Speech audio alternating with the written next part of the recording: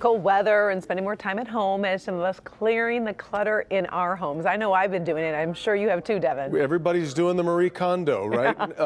It can be overwhelming at first, but tonight Sandra Ali shows us how to get started, which a lot of people have done, but the tougher part, staying clutter-free.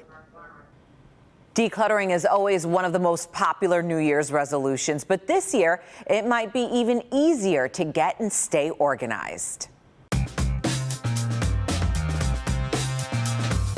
I showed her my space, and then she gave me an idea of where to start. Like so many of us, Julie Moscow put off organizing her closet for months, but the Huntington Woods woman made a New Year's resolution to declutter.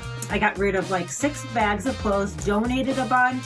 It's the beginning of new habits. It's the beginning of doing things that you've been put off. Andrea Wolf has been in the organizing business for 15 years. January is always one of her busiest times of the year. I think January is where people use it as the kind of the springboard to tackle stuff that they are like, okay, this is the the start line, because it is a type of working out. It feels good. First step, pick a space you want to start with and start small. Don't aim too low, but don't try and tackle something that you're not leaving yourself the opportunity to kind of make sure you put it back together before you like throw your hands in the air.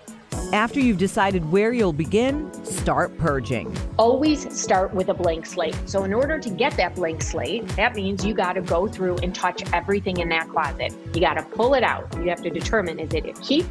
Is it a donate, or is it a garbage? Once you've got all that space, you can really start organizing what you've decided to keep. You can look at how much space is needed for each of these things. So if your space needs to be reimagined from where it was before, we can look at it with a blank slate. The fourth step, experts say, putting everything you kept back in place. There's something about it of an empty space that we all love. We just feel free.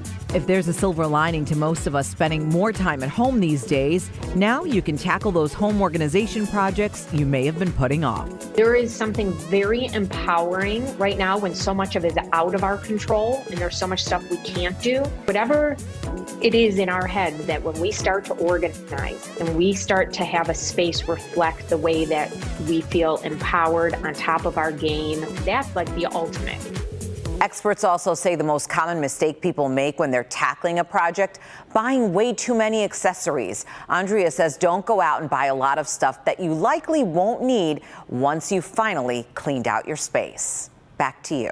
All right, Sandra, but an important tip before you try to drop off donations. Right now, you do need to call ahead because due to COVID, a lot of charities are not accepting drop-off donations at the moment. We've also got a full decluttering resource guide on the features page at clickondetroit.com.